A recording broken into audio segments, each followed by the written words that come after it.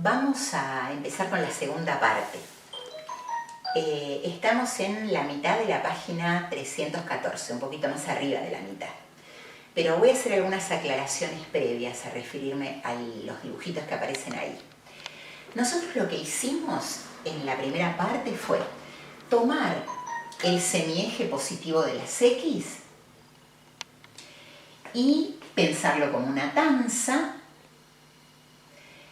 pinchar el 0 acá e ir bordeando el círculo trigonométrico en el sentido de las agujas del reloj. Nosotros solamente analizamos qué pasó hasta que superpusimos a 0 con 2pi. Pero les voy adelantando que esto continúa. O sea, yo después que llego a bordear una vez al círculo trigonométrico, a su circunferencia en realidad, puedo dar todas las vueltas que quiera, porque esta tanza, entre comillas lo de tanza, es infinitamente larga. Entonces yo puedo dar una vuelta, o sea 2pi, 2 vueltas, o sea 4pi, 3 vueltas, o sea 6pi, todas las vueltas que quiera. Les adelanto. Ahora vamos a tomar el semieje negativo, desde el 0 para la izquierda, o sea que por acá estará el -1. Y vamos a hacer algo similar a lo que hicimos con la tanza esta de acá. ¿Qué vamos a hacer? Vamos a pinchar el 0 aquí, como hicimos con la otra, y en lugar de bordear en el sentido de las agujas en el sentido contrario al de las agujas del reloj, vamos a bordear en el sentido de las agujas del reloj. Entonces ahora les va a ser fácil entender que acá va a quedar menos pi sobre 2, acá menos pi, acá menos 3 medios de pi, y acá, superpuesto con 0 y con 2pi, quedará menos 2pi. Y entonces aprendimos que el semieje negativo de las X también lo podemos colocar sobre el borde del círculo, o sea, sobre la circunferencia, y dar todas las vueltas que queramos.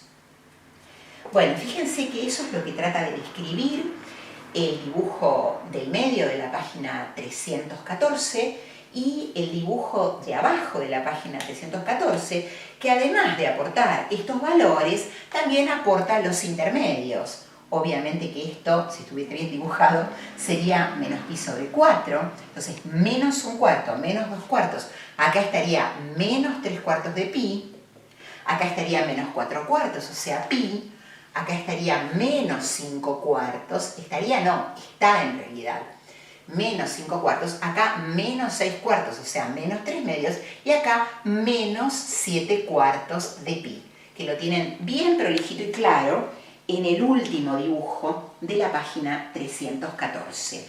Y por supuesto que les voy adelantando que no solamente vamos a enrollar desde 0 hasta 2pi, hasta menos 2pi, que es lo que acabamos de hacer, sino que podemos hacer todas las vueltas que queramos en el sentido de las agujas del reloj, así como todas las vueltas que queramos en sentido contrario de las agujas del reloj. Si vamos en el contrario, lo que enrollamos es la parte positiva de los números reales, y si enrollamos en el sentido de las agujas del reloj, lo que hacemos es enrollar la parte negativa del eje real. Bien, con eso acabamos con la página 314 y la primera parte de la página 315, que nos describe un poco para que empecemos a familiarizarnos con el hecho de que si yo tengo el 0 cae acá, acá siempre va a caer un impar por pi. A ver, voy a borrar para que se entienda mejor. Bien rapidito, borramos el pizarrón y les explico lo que está al comienzo de la página 315. Que lo que trata de decir es lo siguiente. Ya dijimos algo, adelantamos algo. Supongamos que yo tomo el semieje positivo para enrollar. Entonces, enrollamos la tanza y ¿qué va a pasar? Vamos a empezar pinchando el 0 acá y acá va a caer pi. ¿De acuerdo? Luego acá va a caer 2pi, y entonces acá va a caer 3pi. Y entonces después acá va a caer 4pi, y acá va a caer 5pi. Entonces, siempre va a caer un impar por pi en este lugar, y un par por pi, voy a respetar lo que puse allá, un par por pi en este lugar. Simplemente que se den cuenta de eso, es lo que tiende el párrafo que está al comienzo de la página 315, que ustedes tienen que insistir con eso, leerlo y tratar de entenderlo. Bueno, después en el séptimo, octavo renglón de la página 315 empieza un párrafo que dice: a esta altura debes estar relacionando pi sobre 3, pi sobre 4 y pi sobre 6 con 3 valores de ángulos, que son 30, 45, se me cayó el borrador, y 60. Bueno, vamos a ver qué quiere decir esto. Que seguramente en algún lugar de la cabecita de ustedes debe estar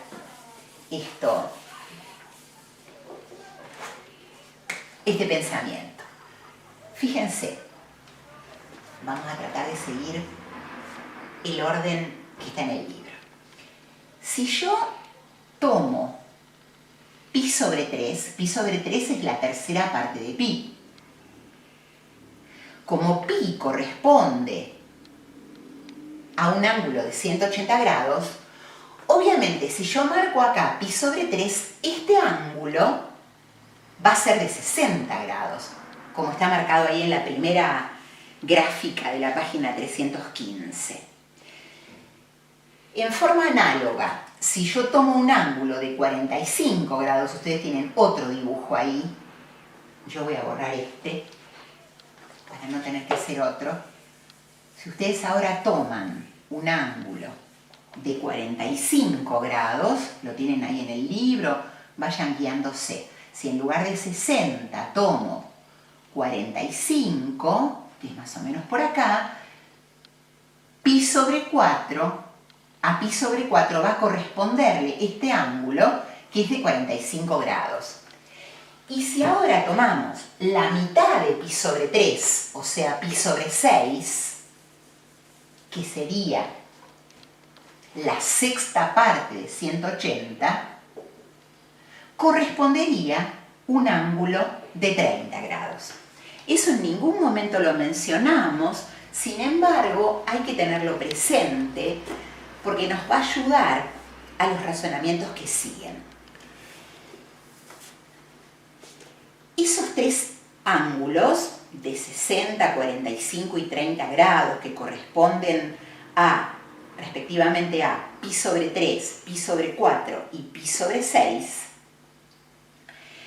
son los que se suelen llamar valores notables, y vamos a hacer unos cálculos que nos van a permitir encontrar el valor de ciertos segmentos que tienen una relación directa con el corazón de este tema, que es el concepto de seno y de coseno de un número.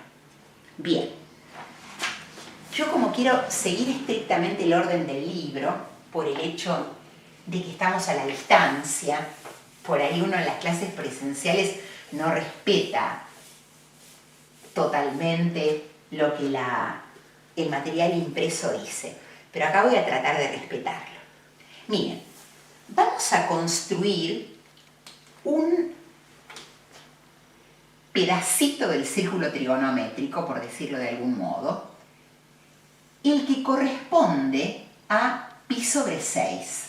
O sea, que acá tenemos un ángulo de 30 grados. Estoy repitiendo lo que dice el dibujo. Vamos a trazar con otro color el segmento que va desde ahí hasta acá. ¿Esto qué es? Esto es el radio de la circunferencia. Acá tendríamos la circunferencia. En el libro está más prolijito dibujado. Y acá habíamos pinchado el 0, recuerden eso. Esta línea la voy a poner de puntos como está en el libro. Y entonces, por una cuestión que viene más adelante, nos interesa muchísimo saber cuál es el valor del segmento verde, pero también cuál es el valor de este segmento rojo que voy a marcar acá. Fíjense que acá queda un triángulo rectángulo donde estos dos son los catetos. Es obvio que este es el cateto menor y este es el cateto mayor, porque acá apenas hay 30 grados. Aunque parecen más de 30. Bueno, voy a hacer un dibujo un poco más realista, porque no me gusta ese que quedó ahí. Vamos a hacer un ángulo de 30 grados, más parecido a 30 grados. Vamos a hacerle la base con rojo. Ustedes, si tienen esos colores, aprovechen para usar los mismos. La base con rojo, la altura con verde,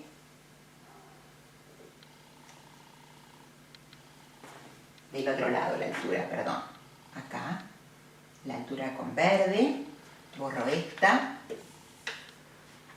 y esto que voy a hacer con negro es el radio de la circunferencia, que acá llegaría hasta acá, porque la circunferencia estaría ahí. Ahí está un poquito más proporcionado, porque como vamos a encontrar valores numéricos de este segmento y de este segmento, acá están demasiado parecidos, por eso no me gustó. En el libro, por supuesto que está mucho mejor. Esto es pi sobre 6, esto es 30 grados. Bien, voy a borrar el que no me sirve, que es este. Voy a levantar el marcador que se me cayó, que es el verde, y voy a continuar. Mientras tanto, ustedes van mirando, aprovechen el tiempo. Bien, nosotros queremos saber cuál es la longitud de este segmento verde y cuál es la longitud de este segmento rojo. Ese es nuestro problema. ¿Qué es lo que sabemos? Sabemos que la hipotenusa de este triángulo vale 1. ¿Por qué? Y porque es el radio del círculo. Y por definición, el círculo trigonométrico tiene radio 1. Entonces, sabemos que esta hipotenusa vale 1, que los catetos son estos si queremos saber cuánto valen, pero hay uno de ellos que enseguida nos damos cuenta de que vale 0,5 o un medio, que ya deben estar pensando que es este verde. ¿Por qué? Porque si yo lo hago como está ahí en el libro, continuamos este triángulo, o sea, tomamos otro ángulo de 30 grados acá. Entonces, este triángulo que nos queda aquí es un triángulo equilátero. ¿Por qué es equilátero? Porque este ángulo es de 60 y estos dos ángulos son iguales. Por lo tanto, de los 180 me quedan 120 para repartir entre estos dos, 60 y 60. Este triángulo así completo es un triángulo equilátero. Con lo cual, nos damos cuenta de que este es el punto medio de esto. Pero como esto vale 1, al igual que esto y esto, entonces el segmento verde valdrá un medio. O 0,5, como lo quieran llamar ustedes. Nuestro problema es saber cuánto vale el cateto rojo. Que en el libro lo llamo L, si no me equivoco, al rojo. Vamos a tratar de respetar la nomenclatura para calcular ahora el valor de L. Bueno, observen que acá lo que tenemos es un triángulo rectángulo, con lo cual es válido el teorema de Pitágoras. ¿Qué dice el teorema de Pitágoras? Dice que la suma de los cuadrados de los catetos es igual al cuadrado de la hipotenusa. No lo llama L, perdón, lo llama simplemente cateto horizontal. Le vamos a poner CH, porque ahí en el libro dice todo completa la frase cateto horizontal. Así que CH, cateto horizontal. Bien, entonces, ¿qué nos permite escribir el teorema de Pitágoras? El teorema de Pitágoras, tal cual lo dice ahí en el libro, nos dice que el cuadrado de la hipotenusa, esa es la hipotenusa, ¿no?, es igual a la suma de los cuadrados de los catetos. Entonces, ¿Cuál es un cateto? Un medio. ¿Cuál es su cuadrado? Un medio al cuadrado. ¿El otro cateto quién es? Es el cateto horizontal. Lo voy a poner con rojo. Entonces, cateto horizontal al cuadrado. Lo pongo así porque en el libro está así. Nada más que sin abreviar. Entonces, ¿cuál es nuestro problema? Averiguar el cateto horizontal. Para lo cual despejamos, ¿no? Un cuarto lo restamos, entonces nos queda 1 menos un cuarto es igual al cateto horizontal al cuadrado. Esto da 3 cuartos, entonces nos queda que el cateto horizontal al cuadrado es igual a 3 cuartos. Pero lo que estamos buscando es una longitud, entonces el cateto horizontal solo va a ser igual a la raíz cuadrada positiva de 3 cuartos, que se puede escribir como raíz cuadrada de 3 sobre 2, si distribuyo, me queda raíz de 3 sobre raíz de 4, o sea, raíz cuadrada de 3 sobre 2. Con lo cual, logramos saber que el otro cateto de este triángulo que tanto nos interesa vale la raíz cuadrada de 3 sobre 2 como valor exacto. Bueno, espero que haya quedado claro. Con esto terminamos la página 315. No terminamos lo que quiero decir. Para lo que quiero decir, todavía nos falta cuestionarnos qué pasa con los dos catetos cuando este ángulo es de 45 y qué pasa con los dos catetos cuando este ángulo es de 60. Vamos a empezar por 60 porque se parece mucho a este razonamiento. De hecho, les diría que ya los valores para cuando este ángulo es de 60 los hemos calculado acá. Borro, dibujamos como está en el libro el ángulo de 60 o simplemente lo miramos. Fíjense, lo miramos y ¿qué es lo que pasa? Lo que pasa es que nos damos cuenta de que este triángulo es el mismo triángulo que estudiamos acá, nada más que está en distinta posición. Podríamos decir que este está acostado, en cambio este está parado. O sea, es un triángulo rectángulo cuya hipotenusa vale 1 y que tiene los ángulos agudos de 30 y de 60. Este 60 corresponde al ángulo agudo, acá parece que correspondería al recto. No, pertenece al agudo. Y entonces este ángulo ¿de cuánto es? De 30, porque entre los tres tienen que sumar 180. Bien. Entonces, ¿qué pasa? Y bueno, acá el cateto vertical es raíz de 3 sobre 2 y el horizontal es un medio. O sea que hasta ahora conocemos dos valores. Un medio y raíz de 3 sobre 2. Tanto para 30 como para 60. Si yo estoy en un ángulo de 30, este es un medio y este es raíz de 3 sobre 2. Si estamos sobre un ángulo de 60, este es un medio y este es raíz de 3 sobre 2. Si esto es 60 y si esto es 30.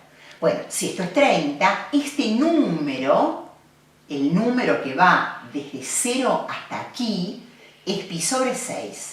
Y el número que va desde 0 hasta aquí es pi sobre 3. Si no entienden esto, tienen que revisar lo anterior. Es porque algo les quedó sin comprender. Y por último, vamos a abordar al ángulo de 45 grados, que era el otro ángulo notable. Fíjense que si yo tomo un ángulo de 45, ¿qué número es el que quedó pinchado o quedó bordeando al círculo trigonométrico y cayó justito acá? Pi sobre 4. Si no se acuerdan así como rápidamente que eso es pi sobre 4, es porque tienen que revisar desde que empezamos a enrollar el semieje positivo de las x sobre el círculo trigonométrico. Si no se dan cuenta al toque que esto es pi sobre 4 o al toque que esto es pi sobre 6, están teniendo dificultades con eso. Así que frenan y revisan. En el libro está todo, en el videíto también. El que quiere, retrocede el video, el que prefiere el libro, vuelve al libro. Bien, el problema ahora consiste en que tengo un ángulo de 45 grados y quiero saber el valor de la altura, el cateto este que voy a pintar de verde, y quiero saber el valor de la base, que es el cateto este que voy a pintar de rojo. Si esto es 45 grados y estamos dentro del círculo trigonométrico, 45 grados, y estamos dentro del círculo trigonométrico, bueno, el 1 anda por acá, acá está el borde del círculo, o sea, un pedacito de circunferencia, y nuestro problema, pronto vamos a ver por qué es nuestro problema, es calcular el valor numérico, o sea, la medida del cateto horizontal y del cateto vertical. Bien, ustedes saben que la hipotenusa de este triángulo no tiene que caberles ninguna duda de que su valor es 1, porque acá está el círculo trigonométrico de radio 1, ¿cierto? Y otra de las cosas que tienen que pensar es que este triángulo que nos ha quedado acá, además de ser un triángulo rectángulo, es un triángulo isósceles. Porque si este ángulo mide 45 grados, este otro también mide 45 grados. Por lo tanto, estos dos segmentos son iguales. Los dos miden lo mismo. Es como la escuadrita de 45. La anterior es como la escuadra de 60. Les digo para los que fueron a escuela técnica y saben algo de escuadras. Tenemos una escuadrita de 45, generalmente las hacen chiquitas, las venden chiquitas en las librerías, que son un triángulo, rectángulo e isósceles. Esta sería la escuadra de 60, que menciona el ángulo más grande. Este está apoyada sobre su cateto mayor y esta apoyada sobre su cateto menor. Bien, y estos son los valores de los catetos que están acá, siempre y cuando la hipotenusa valga 1. No es que siempre va a medir medio y raíz de 3 sobre 2. Vale medio y raíz de 3 sobre 2 si la hipotenusa vale 1, o sea, si estamos dentro del círculo trigonométrico. Justamente, gracias a que ese triángulo es isósceles, vamos a poder, sin mayores dificultades, calcular el valor del segmento verde y el valor del segmento rojo. Voy a utilizar las mismas letras que están acá en el libro, así ustedes no se hacen mezclas. En el libro llama a estos valores. Entonces, si aplicamos el teorema de Pitágoras, ¿cómo nos va a quedar? Nos va a quedar que 1 al cuadrado, que es la hipotenusa, es igual a cuadrado más a cuadrado. O sea que 1, porque 1 al cuadrado es 1, me da 2 veces a cuadrado. Dividimos por 2, nos queda 1/2 es igual a cuadrado. Como estamos buscando un valor que es la medida de un segmento, tomamos la raíz cuadrada positiva de 1/2. Porque si esto fuera una ecuación tendría 2 soluciones, más y menos la raíz cuadrada de 1/2. Pero como en este contexto lo que estamos buscando es una longitud negativa no tiene sentido. Pero si ustedes abordan cualquier libro, van a ver que no aparece esta expresión como valor de A. Y es nada más que por una cuestión histórica. Fíjense, en lugar de aparecer la raíz cuadrada de 1/2, o eventualmente 1 sobre la raíz cuadrada de 2, ¿no? Porque si distribuyo me queda raíz cuadrada de 1, que es 1, raíz cuadrada de 2, que es un valor irracional, con infinitas cifras decimales después de la coma. Cuando no existían las calculadoras, hacer esta cuenta era un serio problema para los matemáticos, porque tenían que tomar un montón de cifras decimales después de la coma, el 1,4, etc. Y ese sería el divisor de la cuenta. Entonces había que hacer 1 dividido todo ese número enorme, lo que llevaba mucho tiempo. Entonces a alguien se le ocurrió decir, si yo tomo una fracción, en realidad no es una fracción esta, pero no importa, pensémosla como fracción, y multiplico numerador y denominador por el mismo número, la igualdad se mantiene. Entonces, si yo multiplico al numerador por raíz cuadrada de 2 y al denominador también por raíz cuadrada de 2, en el numerador me queda raíz cuadrada de 2 y en el denominador me queda raíz cuadrada de 2 al cuadrado, lo que es igual a 2. Entonces, la forma en que todo el mundo está acostumbrado a ver los valores de estos dos, el valor de estos dos catetos, digo él porque es uno solo, es raíz cuadrada de 2 sobre 2. Y no raíz cuadrada de 1/2, como nos había quedado acá. Pero es lo mismo, ¿eh? Esto es un artificio más, con razones más históricas que matemáticas, digamos. Entonces, fíjense que casi al final de la página 316 aparecen esos tres valores. A este lo llama el pequeño. ¿Cuándo aparece el pequeño? Cuando acá tenemos un ángulo de 30 o de 60. O sea, tenemos al número pi sobre 6 o al número pi sobre 3. Si se refiere a pi sobre 6 es la altura. Si se refiere a pi sobre 3 es la base. ¿Cuándo aparece raíz de 2 sobre 2? Cuando el ángulo es de 45. Tanto el vertical como el horizontal valen raíz cuadrada de 2 sobre 2. ¿Y cuándo aparece raíz cuadrada de 3? Otra vez en estos casos, en el caso de pi sobre 6 el horizontal y en el caso de pi sobre 3 el vertical. Y esos tres se suelen llamar valores notables, junto al 0 y al 1. Después vamos a ver por qué.